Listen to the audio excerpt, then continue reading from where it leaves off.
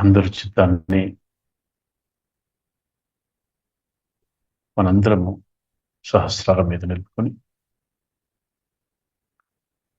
శ్రీమాతాజీ సృష్టి రచనలలో భాగంగా ప్రవచించినటువంటి అమృతవాణి యొక్క చివరి భాగాన్ని ఈరోజు మనం సహస్రారం ద్వారా ఆలకిద్దాం. జై Shri Mataji. As I told you, it's a very, very difficult subject, and I've tried to handle it in English is even worse. So I've tried my level best to do it. But still, if you have any questions, anything, you can ask me sometime. You can write to me. We can find it out. Tomorrow, now this is the only thing is I wanted to tell you about is that now you have got thoughtless awareness, no doubt. Most of you have got thoughtless awareness, you have got vibrations, but you have to jump into Nirvikalpa. Nirvikalpa. And that you have to jump through deep meditation and through deep exposure. Otherwise, you see, it is no use only having this little stage of Nirvichara. You have to jump into Nirvikalpa. That is a stage, little, as I told you here, that a little ahead of this reflector you have moved. But still, you are going up and down, so many of you. This is a state known as Satori in the Zen system of religion. They call it as Satori, where you see person is going up and down, is catching, doing this, that. This stage has to be overcome. Then you go to the Nirvikalpa state. At the end of the Nirvikalpa state, you just don't catch much. You are not bothered. So far, I haven't met any human being like that. You see, I have seen very great saints and realized people, and I can say that they are definitely self-realized. They are even controlling nature. Some of them do, but still they catch on their chakras. It's something surprising. But see, human beings are like that. They go on catching, and again, perhaps they jump into the third stage of self-realization completely, but they are again in a Satori state and they come back and go back and like that, maybe. But I have seen that so far I have not met one human being whom I will say is fully self-realized, who doesn't catch. Except for me, I find everybody is catching. It's most surprising. But when you don't catch, what happens? When you don't catch. Actually, this is a state rather difficult to achieve. But if you don't catch,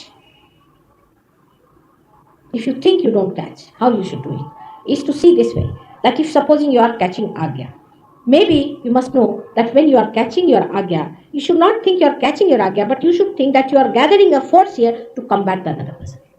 If you can do like that, supposing you are catching on a Vishuddhi chakra, instead of thinking that you are catching on Vishuddhi chakra and getting upset about it, if you start thinking that this is a force you are accumulating just to counterbalance his Vishuddhi chakra, then I think it will work out better.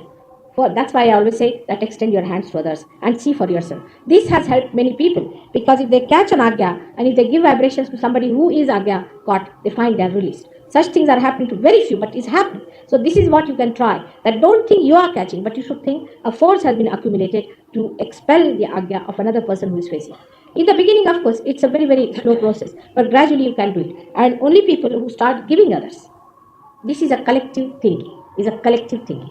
That supposing now you can say like that if supposing there is a malaria attack on me, then my own blood cells are trying to combat it, and they are combating it. You see, if I give in, then I become malarious. But if I do not give in, I become victorious. In the same way, if you could think this way while giving vibrations, that if you catch, it is actually a force being accumulated into you, and then you have to give it, then you are going to be much faster than all the munis put together, I can tell you. But that thinking is rather difficult for human beings, because once they catch it, they get a little worried. I'm catching, they start taking out their own.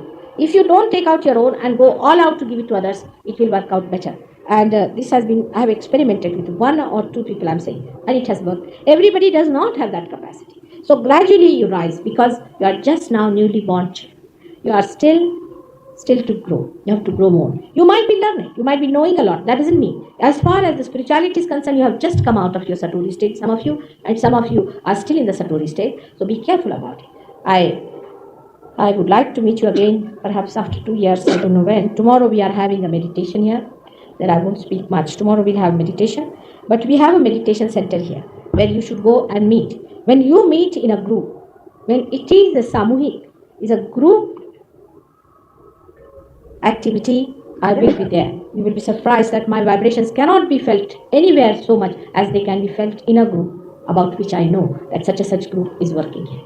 So we have already 3 groups which are working in Delhi, and they are made quite closer to your places. After all, we must know that we don't have to go to Himalayas as people went down. We don't have to do all these things. Only thing we have to go is a place which is very much closer to us. It has been brought to our doors. The whole thing has been brought to your doors. The knowledge, the vibrations, the realization, and everything is made so easy. It's made easy done, but it should not mean that we should take it for granted. It has been made easy through a very great tapasya on my part, I should say. In many ages, I've been living now for thousands of years, and I've been working it out on so many human beings and so many things, and at long last, I've been able to find out most of the permutations and combinations of most of the human beings, and that's how it has been worked out in such a large mass scale. It would not have been possible if I had not worked it out that way, and that's how, if it has worked out, it has to click with most of the people, except for one type, is very, very difficult, I must say, those who are bound to people who are Rakshasas. If they are born Rakshasas and if your head has touched their feet, it's a very difficult thing. So I would warn you that before you touch feet of anybody, you be careful about it. May God bless you all. It's already very late for all of you, and every such a difficult subject to brought into such a short time is very difficult. But if I hope to write some book on Sahaja Yoga. I hope I'm saying, because so far I've never written any book. Trying to write some book, but before that, some other people are writing. I hope I may be able to write something. In any case, you try to not to bother too much about these things. This is not so important as your own realization and your own ascent. The whole knowledge will be dawned upon you. You don't have to bother. Every word now you read, you will have a meaning about it. You'll understand. The first thing is that you must get your realization. Second thing is you must ascend. You must ascend much more and give more time to this. Do not take it for granted. It is a very important thing which you should do. After all, there are other things. They are important. But this is the most important thing which has to be done. By God's grace, if it works out, I'll be very happy. As it is, I'm extremely happy, because in none of my lives I've been able to give realizations to so many people. So as it is, I'm over satisfied with myself. But as far as you are concerned, you should not be satisfied. You should ask for more and more and more, and it will be granted. Because you are the people who are on the stage. You are created for this purpose. One has to do it. God has to do it. If he does not do it, he cannot fulfill his own desires, and his creation he is not going to destroy. May God bless you. జై శ్రీ మాతాజీ. అయితే ఈనాటి విషయాన్ని ఒక్కసారి మాట్లాడుకుంటాం. ఎందుకంటే చివరి రోజు శ్రీ మాతాజీ చెప్పినట్టు విషయం మనం ఇందాక ఏదైతే అనుకున్నామో, శ్రీ మాతాజీ ఈ విధంగా అంటున్నారు అనమాట. ఇప్పటికీ నేను మీకు చెప్పాలనుకున్నది విషయం ఒకటే చెప్పి శ్రీ మాతాజీ చెప్తూ, మీరు నిర్విచార స్థితి సాధించాలి. మీకు వచ్చిందా నిర్విచార స్థితి? అందులో సందేహం లేదు. మీరు నిర్విచార స్థితి సాధించాలి, అందులో సందేహం లేదు. మీలో చాలా మంది నిర్విచార స్థితి మరియు చైతన్య తరంగములు పొందారు. అయితే ఇప్పుడు మీరు నిర్వికల్ప స్థితిలోకి వెళ్ళాలి. ఇది డౌట్లెస్ అవేర్నెస్ అంటాం. నిర్వికల్ప స్థితిలోకి వెళ్ళాలి. నిర్వికల్ప స్థితిని చేరుకోవడానికి మీరు ధ్యానం లోతుల్లోకి వెళ్ళాలి. మీకు లోతైన అవగాహన ఉండాలి. లేకపోతే మీరు పొందుతున్న ఈ కాస్త నిర్విచార స్థితి సరిపోదు. మీరు నిర్వికల్ప స్థితి సాధించాలి. మీరు చేరుకున్న ఈ స్థితి ఈ ప్రతిబింబించేటువంటి స్థితి కన్నా కొద్దిగా మాత్రమే ముందుకు ఉంది. కానీ మీలో ఇంకా చాలా మంది పైకి క్రిందికి ఊగిసలాడుతున్నారు. శ్రీ మాతాజీ చాలా స్ట్రాంగ్ గా చెప్తారు ఇక్కడ. మనము ఇంకా అంత నిబద్ధత మనలో లేదని చెప్పే విషయము శ్రీ మాతాజీ గమనించి ఒక ఎగ్జాంపుల్ చెప్పారు ఇక్కడ. అంటే జన్ మతం ఉంది అనమాట. జన్ మతము ఏంటంటే ఇది బౌద్ధ యొక్క దాంట్లో ఒక విధమైన ఇంకొక వర్గంగా చెప్తారు. జనరల్ గా జపనీస్ లో ఉంటుంది. జన్ మత వ్యవస్థలో సటోరి అనేటువంటి ఒక స్థితి ఉందట. దాని గురించి కూడా ఏం లేదు. సటోరి అనేటువంటిది అక్కడ ఒక వర్డ్ అనమాట. దాంట్లో జన్ మతంలో ఉన్నటువంటి వారు. దీంట్లో ఏంటంటే చిత్తము నిర్విచార స్థితిలో స్టేబుల్ గా ఉండకుండా, నిర్వికల్ప స్థితికి పోకుండా ఏంటంటే ఏదో కొంచెం ఫ్లాష్ గా నిర్విచార స్థితి ఏర్పడుతుంది, మళ్ళీ మామూలు అయిపోతారు. అంటే నిర్విచార స్థితిని కంటిన్యూటీ ఉండదు అనమాట. ఇది అప్పటికే వాళ్ళు ఓహో నాకేదో సాధించిన, నాకేదో వచ్చిందని చెప్పి ఉంటారు. కానీ అది కాదు అని చెప్పి శ్రీ మాతాజీ ఆ సటోరి స్థితి పేరు వాడడం జరిగింది. శ్రీ మాతాజీ జన్ సెక్ట్ లో ఉంటుంది ఇది. సో దాని గురించి శ్రీ మాత చెప్పారు. ఆ స్థితిలో మీరు ఉండొద్దు, అందులో చిక్కుకోవద్దు. అలాంటి వాటన్నిటిని మీరు అధిగమించాలి. అప్పుడు మీరు నిర్వికల్ప స్థితిలోకి వెళ్తారు. నిర్వికల్ప స్థితి చివరిలో మీరు ఎందులోనూ అంతగా చిక్కుకోరు. అంటే అటు ఇటుగా పోకుండా ఏంటంటే పూర్తిగా ఒక మంచి స్థితిలో ఇలాంటి స్టేబుల్ కండిషన్లో ఉన్నటువంటి నిర్విచార స్థితి, నిర్వికల్ప స్థితి అనేది మీరు సాధించాలని చెప్పి శ్రీ మాతాజీ ఇక్కడ ఈ ఈ భాగంలో చెప్పడం జరిగింది, అడ్వైజ్ చేయడం జరిగింది. అదేవిధంగా శ్రీ మాతాజీ మాట్లాడుతూ ఇంతవరకు నేను అటువంటి మనుషులను చూడలేదు, అంటే పూర్తి నిర్వికల్ప స్థితి సాధించినటువంటి మనుషులు నేను చూడలేదని చెప్పి శ్రీ మాతాజీ ఆ ప్రశ్నను మన మీదకి సంధిస్తున్నారు. అంటే మనను మనం పరీక్షించుకోవాలి, దీన్ని నిజంగా నిర్వికల్ప స్థితిని సాధిస్తున్నామా అని చెప్పి. ఇంకో మాట చెప్తూ శ్రీ మాతాజీ, నేను చాలా గొప్ప యోగులను ఆత్మ సాక్షాత్కారులను పొందిన వారిని చూశాను. వారు ఖచ్చితంగా ఆత్మ సాక్షాత్కారం పొందిన వారని నేను చెప్పగలను. వారు ప్రకృతిని కూడా కంట్రోల్ చేయగలరు. ఒక ఎగ్జాంపుల్ చెప్పుకుంటా, ఎవరైతే పూర్తి ఆత్మ సాక్షాత్కార స్థితి ఉండి మంచి నిర్వికల్ప స్థితి సాధించినటువంటి వాళ్ళు ఉంటారో వాళ్ళు చివరికి ప్రకృతిని కూడా కంట్రోల్ చేయగలరు అని చెప్పని శ్రీ మాతాజీ ఇక్కడ చెప్తారు. వాళ్ళు నియంత్రించగలరు, కొందరు అలా చేయగలరు, కానీ వారి చక్రంలో ఇంకా అవరోధాలు ఉన్నాయి. అలాంటి వారిలో కూడా చక్రంలో అవరోధాలు ఉన్నాయని చెప్పి శ్రీ మాతాజీ అంటారు. ఇది ఆశ్చర్యకరమైన విషయం. కానీ మానవులు మాత్రం చిక్కులకు లోనవుతూ ఉంటారు. బహుశా వారు ఆత్మ సాక్షాత్కారం పొందినప్పటికీ మళ్ళీ మూడవ స్థితికి దిగజారిపోతుంది. అంటే మనకు 4 డైమెన్షన్స్ ఉంటాయి కదా, దాంట్లో 4th డైమెన్షన్ రాకుండా మళ్ళీ మూడవ స్థితికి బ్యాక్ అయిపోతుంది అని చెప్పి శ్రీ మాతాజీ చెప్తూ, అదే దాన్ని శ్రీ మాతాజీ మళ్ళీ సటోరి అనేటువంటి పదం మళ్ళీ వాడడం జరిగింది, వాళ్ళు వెనకకి పోవడం అని చెప్పి శ్రీ మాతాజీ చెప్తున్నారు. పూర్తిగా ఆత్మ సాక్షాత్కారం పొంది ఉండి చక్రాల్లో ఎటువంటి అవరోధాలు లేని వారిని చూడలేదని నేను ఖచ్చితంగా చెప్పగలను అని చెప్పి శ్రీ మాతాజీ అంటారు. నేను ప్రతి చక్రంలో లోపాలను, చిక్కులను లోనవుతున్న వాళ్ళని చూస్తున్నా. ఇది పూర్తిగా చాలా ఆశ్చర్యకరమైనటువంటి విషయంగా శ్రీ మాతాజీ అంటే దీంట్లో పూర్తిగా ఎస్టాబ్లిష్ కావడానికి ఆ నిర్విచార స్థితి, నిర్వికల్ప స్థితి, చక్రాలు టోటల్ గా క్లియర్ అయినటువంటి స్థితి ఏదైతుందో అది మన మీద పెట్టినటువంటి బాధ్యతగా ఇప్పుడు మనం భావించుకోవాలి. శ్రీ మాతాజీ అన్ని మనకు కల్పించారు. సో ఏ విధంగా ఆ స్థితిని మనం ఆపాదించుకుంటాం అన్నటువంటి విషయం మనం అర్థం చేసుకోవడానికి శ్రీ మాతాజీ ఇది చాలా లోతుగా చెప్పినటువంటి విషయంగా మనం భావించుకుందాం. అంటే సృష్టి రహస్యం కానీ చెప్పినటువంటి విషయం ఒక్కొక్క మాటగా చెప్తూ చివరి ఏదో ఇది హరికథ కాలక్షేపం లాగా వినకుండా అసలు మీ డ్యూటీ ఏంటి, మీరు ఎందుకు ఈ నాలెడ్జ్ ఎందుకు, తర్వాత మీరు ఏం చేయాలి అనేటువంటి విధంగా శ్రీ మాతాజీ మనల్ని ప్రశ్నిస్తున్నారు. ఇంకా ఈ విధంగా చెప్తున్నారు శ్రీ మాతాజీ. కాబట్టి మీ చక్రాల్లో అవరోధాలే లేనట్లయితే ఏం జరుగుతుంది? వాస్తవానికి ఈ స్థితి సాధించడం చాలా కష్టతరమైనది. అటువంటప్పుడు మీరు ఏం చేయాలి అని చెప్పి శ్రీ మాతాజీ ఒక చిన్న అడ్వైజ్ ఇవ్వడం జరుగుతుంది. ఉదాహరణకు మీరు మీ ఆజ్ఞా చక్రంలో అవరోధం ఏర్పడింది అనుకోండి, దానిని మీరు ఆజ్ఞా చక్రంలో అవరోధంగా చూడొద్దు.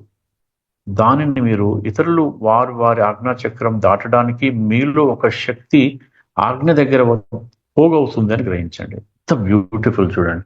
అంటే శ్రీ మాతాజీ ఎప్పుడు కూడా కలెక్టివ్ గురించి ఎందుకు ఆలోచించమంటున్నటువంటి విషయం మనం ఒకసారి గమనించినట్లయితే ఇక్కడ వ్యక్తిగతంగా నాకు చాలా అవగతమైంది.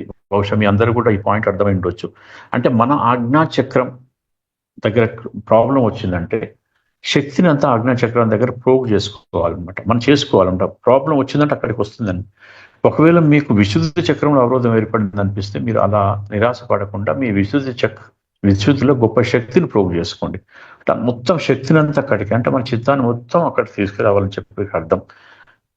వారి యొక్క విశుద్ధ చక్రం దాటడానికి తోడ్పడుతున్నారని భావించండి. అంటే ఎప్పుడైతే మనకు ఆ విధంగా వచ్చిందో విశుద్ధ చక్రం దాటడానికి మనకు ఆ విధమైనటువంటి వ్యవస్థ ఏర్పాటు అవుతుందని చెప్పి మనం అర్థం చేసుకోవాలని చెప్పండి ఇక్కడ శ్రీ మాతాజీ మనకు చెప్తున్నారు. అప్పుడు అది కార్యాన్వితం అవుతుంది, అప్పుడు ఎగ్జిక్యూషన్ స్టార్ట్ అవుతుందని చెప్పి శ్రీ మాతాజీ చెప్పారు. అందుకే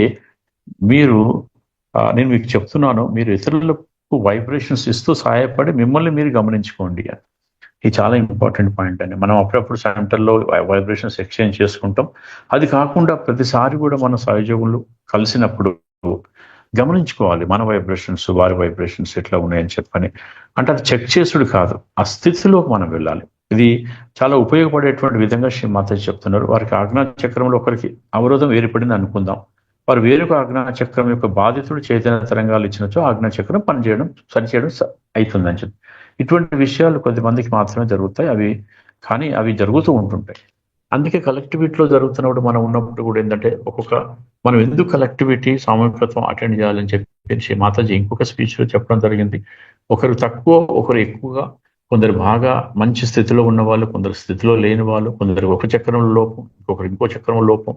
ఇవన్నీ ఒక దగ్గరికి వచ్చినప్పుడు అదంతా ఒక ఎక్స్చేంజ్ అయ్యేటట్టు వైబ్రేషన్స్ తెలియకుండా కాన్షియస్ లెవెల్ ఎక్స్చేంజ్ అయ్యి అంతా క్లియర్ అవుతారని చెప్పి అనుకుంటాం. మనం ఒక స్థితిలో మనం పూర్తి డిస్టర్బ్డ్ స్థితిలో మనం ఎప్పుడైనా కలెక్టివిటీ పోయినాం అనుకుందాం, మనం వచ్చేటప్పుడు చాలా తేలిక అవుతాం. ఏ విధంగా అవుతాం అంటే శ్రీ మాతాజీ సమక్షంలో, దాని తర్వాత కలెక్టివిటీలో, అక్కడ ఉన్నటువంటి సామూహికత్వంలో. సో ఒక ఒక కాయిన్ కు ఒకవైపు బొరుసుగా ఒకవైపు శ్రీ మాతాజీ, ఒకవైపు కలెక్టివిటీ ఉందని చెప్పి మనం అర్థం చేసుకున్నప్పుడు దాని పవర్ అనేది తెలిసిపోతుంది మనం. సో ఈ విధంగా శ్రీ మాతాజీ చెప్తూ ఇక్కడ ఇంకో విషయం చెప్తున్నారు. మీరు ఇలా ఎప్పుడు ప్రయత్నం చేయాలని చెప్పండి. మీలో అవరోధములు ఏర్పడినట్లు భావించకండి. మీలో ఒక గొప్ప శక్తి పోగు చేయబడింది, మీ ఎదురుగా ఉన్న వేరే వ్యక్తి యొక్క ఆజ్ఞాచక్రం శుద్ధి చేయబడింది అని భావించండి. మొదట్లో ఇది చాలా నెమ్మదిగా జరుగుతుంది, కానీ క్రమంగా మీరు ఈ విధంగా ప్రాక్టీస్ చేయొచ్చు. ఎవరైతే ఇతరులకు ఇవ్వడం మొదలు పెడతారో, అంటే వైబ్రేషన్స్ కానీ అటెన్షన్తో మొదలు పెడతారో వారు అభివృద్ధి చెందుతారు. ఎంత బ్యూటిఫుల్ పాయింట్ చూడండి. మనం ఇతరులకు వాళ్ళ యొక్క చక్రాలని మనం క్లియర్ చేస్తున్నప్పుడు మనం అభివృద్ధి చెందుతామంట. ఇది సామూహికమైనటువంటి ఆలోచన అని చెప్పి శ్రీమాత చెప్తారు. ఉదాహరణకు నా మీద మలేరియా దాడి జరిగింది అనుకోండి, నాలోని రక్త కణములు ఆ దాడిని తిప్పికొట్టడానికి పోరాడతాయి. అలా కాక నేను కనుక ఓటమి నొప్పుకున్నట్లయితే నేను మలేరియా వ్యాధిగ్రస్తులు అవుతాను. ఇలా కాక పోరాడితే నేను విజయం సాధిస్తాను. బ్యూటిఫుల్ ఎగ్జాంపుల్ చెప్పారండి. అంటే మనకు నెగిటివ్ ఫోర్సెస్ మనలో వచ్చినప్పుడు మనలో ఉన్నటువంటి శక్తిని అంతా కూడగట్టుకొని, కలెక్టివ్లో ఉన్నటువంటి శక్తిని అంతా కూడగట్టుకొని మనము ఆ నెగిటివ్ ఫోర్సెస్ మీద పోరాటం చేయాలి, చివరికి విజయం సాధించాలి. చిన్న మలేరియా ఎగ్జాంపుల్ శ్రీమాత చెప్పడం జరిగింది. రక్త కణంతో అంటే మనం సామూహికత్వంలో అది ఒక శరీరం అయినట్లయితే దాంట్లో రక్త కణం లాంటి వాళ్ళం మనం అని చెప్పి ఇక్కడ అర్థం చేసుకోవచ్చు. అంటే మన అందరి బాధ్యతగా ఉంటుంది. సో ఇది మనము ఈ ఎపిసోడ్లో మనం అర్థం చేసుకోవాల్సింది. అదేవిధంగా మీరు ఇలా అనుకోవచ్చు, మీరు చైతన్య తరంగాలు ఇచ్చేటప్పుడు మీలో అవరోధాలు ఏర్పడినట్లయితే మీరు అనుకోండి, ఈ విధంగా అనుకోండి అని చెప్పి వాస్తవానికి ఒక గొప్ప శక్తి మీలో పోగవుతున్నట్టు భావించండి. మీరు చైతన్య తరంగాలను ఇవ్వాలని భావిస్తే మీరు సహయోగంలో ఈ మనుషులందరికన్నా కూడా త్వరగా అభివృద్ధి చెందుతారు. నేను మీకు ఈ విషయంలో ఖచ్చితంగా చెప్పగలను, కానీ ఈ ఆలోచన విధానం మనుషుల్లో కొంచెం కష్టం. వాళ్ళు అవరోధములు ఏర్పడినట్లయితే వారు కొంచెం వ్యాకులత చెంది వారు అవరోధములను తొలగించుకోవడానికి ప్రయత్నం చేస్తారు వేరే విధంగా. ఇది శ్రీ మాతాజీ దీంట్లో ఈ పాయింట్లో మనం అర్థం చేసుకోవాల్సింది ఏంటంటే, మనలో ఏదైనా క్యాచెస్ వస్తుంటే మనలో ఆ శక్తి, ఆ క్యాచెస్ ద్వారా మనలో శక్తి వస్తుంది, ఒక దగ్గరికి పోగవుతుంది. దీన్ని ఇతరులకు మనము అంటే వైబ్రేషన్స్ ఇచ్చే విధంగా లేదు, మన యొక్క చక్రం కూడా క్లియర్ అవడానికి, మన యొక్క చక్రాలు క్లియర్ అవడానికి ఇది ఉపయోగపడుతుందని చెప్పి పాజిటివ్ థాట్లో ఉండాలని చెప్పి ఇక్కడ మన పాయింట్ అర్థం చేసుకోవచ్చు. ఈ విధంగా మీరు మీ దృష్టి పెట్టకుండా ఎదుటి వారి చైతన్య తరంగాలు ఇవ్వడానికి మీరు శాయశక్తుల ప్రయత్నించండి. మీ ఉన్నటువంటి ఏదైతే చక్రాలు లోపం అయిందో దాని మీద దృష్టి పెట్టకుండా ఇంకా ఎదుటి వారికి ఇచ్చేటువంటి ప్రయత్నం చేయండి అని చెప్పి శ్రీమాత చెప్తున్నారు. చాలా టెక్నికల్ గా ఉంది, ఇది అర్థం చేసుకోవాలి. ఈ విషయంలో శ్రీమాత ఏ విధంగా అంటారు, ఈ విషయంలో నేను ఒకరిద్దరితో ప్రయోగం కూడా చేశాను, అది సఫలీకృతమైంది. కానీ అందరికీ ఈ సామర్థ్యం ఉండకపోవచ్చు. క్రమేపీ మీరు ఎదుగుతారు. ఒకవేళ కనుక ఇది ప్రాక్టీస్ చేస్తే మీరు ఎదుగుతారని చెప్పని శ్రీమాత అంటారు. మీరు ప్రస్తుతము ఇప్పుడే పుట్టిన పిల్లలు వంటి వారు, ఇంకా మీరు ఎదగాలి, మీరు ఇంకా చాలా ఎదగాలి. మీరు బాగా చదువుకొని ఉండొచ్చు, మీకు అన్ని విషయాలు తెలిసి ఉండొచ్చు, కానీ మీ ఆధ్యాత్మిక స్థితికి సంబంధించి మీరు ఇప్పుడు నేను ఇంత ముందు చెప్పినటువంటి సటోరి స్థితి ఏదైతే అటు ఇటు కాని స్థితి ఉందో ఆ స్థితిలో మీరు ఉండకూడదు అని చెప్పని ఇంకా శ్రీమాతాజీ ఇక్కడ చెప్తున్నారు. శ్రీమాత ఇంకొంచెం జనరల్ గా ధ్యాన కేంద్రముల గురించి, అక్కడ ఢిల్లీ దీనికి సంబంధించినటువంటి ఎక్కడెక్కడ ఉంది ఏం సంగతి, తర్వాత ధ్యానంలో ఇదివరకులాగా హిమాలయాలు పోనవసరం లేదు, మీరు దగ్గరలో ఉన్నటువంటి ధ్యాన కేంద్రం పోతే చాలు, ఆ వైబ్రేషన్స్, ఆత్మ సాక్షాత్కారం అన్నీ మీ గుమ్మం వద్దకే వచ్చి ఉన్నాయి. ఇప్పుడు వాటిని ఉపయోగించుకోండి అని చెప్పి శ్రీమాతాజీ చెప్తున్నారు. ఇంకో విషయంగా చెప్పాలంటే శ్రీమాతాజీ ఇక్కడ కొంచెం ఆదిశక్తి గురించి ఒక మాట చెప్పారు. ఎన్నో యుగాలుగా నేను ఇప్పటికీ కొన్ని వేల సంవత్సరాలు జీవించి ఉన్నాను. నేను ఎంతో మంది మానవులు ఇంకా మరన్నిటి మీదనో ప్రయోగం చేస్తూ ఉన్నాను. చివరికి నేను సామూహికంగా మనుషుల కుండలి యొక్క వివిధ రకాలైన ప్రస్తారణలు మరియు అంటే కాంబినేషన్స్ అండ్ కాంబినేషన్స్ అంటారు ఇక్కడ తెలుసుకున్నాను. అంటే ఏ విధంగా సామూహికంగా ఇది పనిచేస్తుందని చెప్పి నేను తెలుసుకొని చివరికి సామూహిక ఆత్మ సాక్షాత్కారం సాధ్యపడే విధంగా ఈ కలియుగంలో ఇది సాధించడం జరిగిందని శ్రీ మాతాజీ చెప్తున్నారు. మీరు కొంచెం జాగ్రత్తగా ఉండాలి. మన చుట్టూ కొంతమంది రాక్షసులు ఉంటారు. వారి పాదాలు మొక్కొద్దని చెప్పి శ్రీ మాత చెప్తారు. చాలా జాగ్రత్తగా ఉండాలి. మన తలను తీసుకుపోయి వారి పాదాల దగ్గర పెట్టొద్దని చెప్పని మన చుట్టూ కొందరు ఉంటారు. గురువుగా ఎవరైనా కనపడంగానే మనం ఏదో టెంప్ట్ అవుతాం. దయచేసి మీ శిరస్సును వారి పాదాల దగ్గర పెట్టొద్దని చెప్పి శ్రీ మాతాజీ చాలా ఒక కాషన్ ఇవ్వడం జరిగింది. ఈ విధంగా శ్రీ మాతాజీ లాస్ట్ లో మనకు ఒక లక్ష్యాన్ని నిర్దేశించారు. ఈ విధంగా మీరు రంగస్థలం మీద ఉన్నారు, మీరు ఈ లక్ష్యంతో సృష్టించబడిన వారు కాబట్టి మీరు ఇదంతా చేయాలి. అంటే భగవంతుని యొక్క ప్రేమ శక్తిని నలుగురికి పంచాలి, మిమ్మల్ని మీరు అభివృద్ధి చేసుకోవాలి. భగవంతుడు కూడా అంటే భగవంతుడు చేసేటువంటి పనుల్లో మీరు భాగస్థులని చెప్పని ఆ విధంగా శ్రీ మాతాజీ ఈ విధంగా సృష్టిని మీరు నిలుపుకోవాల్సినటువంటి అవసరం, సృష్టిని నిలబెట్టుకోవాల్సినటువంటి అవసరం ఉందని చెప్పి శ్రీ మాతాజీ లాస్ట్ గా చెప్పు ముగించడం జరిగింది. అందరికీ భగవంతుని యొక్క ఆశీస్సులు అందరి మీద ఉండాలని చెప్పని ఆశీర్వదించి ఈ అమృతవాణిని శ్రీ మాతాజీ సుసంపన్నం చేశారు. ఇక్కడ ఈ రోజు మనం నేర్చుకున్నది ఏంటంటే మన బాధ్యత, మనం నిర్విచార స్థితి, తర్వాత నిర్వికల్ప స్థితి, మన యొక్క చక్రాలని శుద్ధి చేసుకుంటూ ఇతరుల యొక్క చక్రాలను శుద్ధి చేస్తూ ఒక వసుధైక కుటుంబం లాగా మనందరం ఉండాలని చెప్పని శ్రీ మాతాజీ ఆధ్యాత్మిక ప్రపంచంలో సహయోగులందరూ ఉండాలని చెప్పని ఏదో హిమాలయాలకు పోవాల్సిన పని లేదు. మీ చుట్టూ మీకున్నటువంటి మన సామూహిక ధ్యాన కేంద్రాలు చాలని చెప్పి శ్రీ మాతాజీ స్పష్టంగా చెప్తారు. ఇది దీంతో 7వ రోజు ఈ విషయంగా మనం ముగించుకుందాం. ఒక్కసారి అందరం సామూహికంగా ఈ అవకాశం ఇచ్చినందుకు, ఇందులో పాల్గొన్నందుకు మనందరం అదృష్టవంతులుగా భావించుకొని శ్రీ మాతాజీని ఈ విధంగా ప్రార్థిద్దాం. తల్లి, మాకు సృష్టి రచన అనేటువంటి ఒక అద్భుతమైనటువంటి ఆధ్యాత్మిక చింతన కల్పించి సహయోగులకు మీరు ఏ నాలెడ్జ్ అయితే, ఏ జ్ఞానం అయితే ఇవ్వాలో ఆ జ్ఞానాన్ని అందచేసినందుకు మీకు కోటి కోటి ప్రణామాలు తల్లి. మీరు చెప్పినటువంటి ప్రతి విషయం ఆ ఆధ్యాత్మిక ఉన్నతి కేవలం వ్యక్తిగతమైనటువంటి ఉన్నదే కాకుండా సామూహిక ఉన్నతి కొరకు మేము పాటుపడతాం తల్లి. ఆ యొక్క ప్రేమ శక్తిని ఇతరులకు పంచుతూ మేము ఎదుగుతూ ముందుకు వెళ్తాం తల్లి. మీరే కర్త, మీరే కర్విత, మీరే భోక్తగా నిర్వహించుకున్నటువంటి ఈ సప్తాహ కార్యక్రమాన్ని మీ కృపచే తిరిగి మీ పాదాలకే సమర్పించుకుంటున్నాం తల్లి. O divine mother,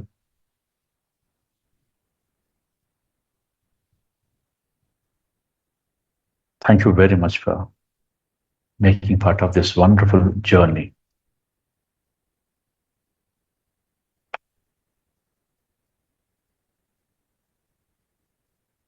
Mataji, had we been committed any mistake, knowingly or unknowingly, to interpret your graceful and spiritual voice,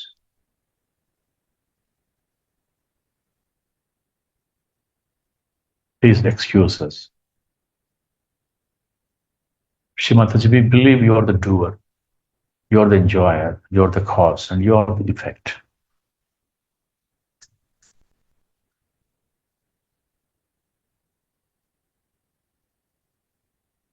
Without your blessings, we could do this.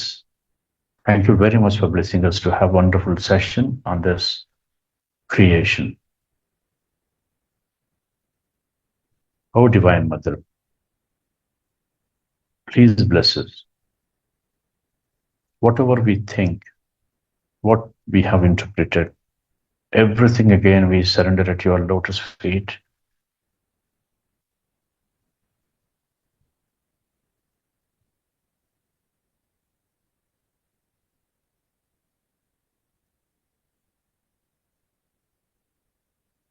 Please bless us with Jnana Yoga,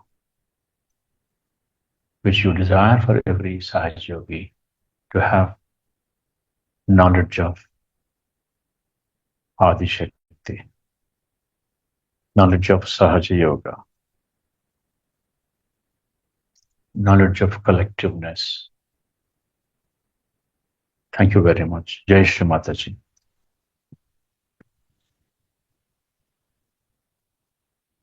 అందరం కొద్దిసేపు పూర్తి ధ్యాన స్థితిలో ఉందాం.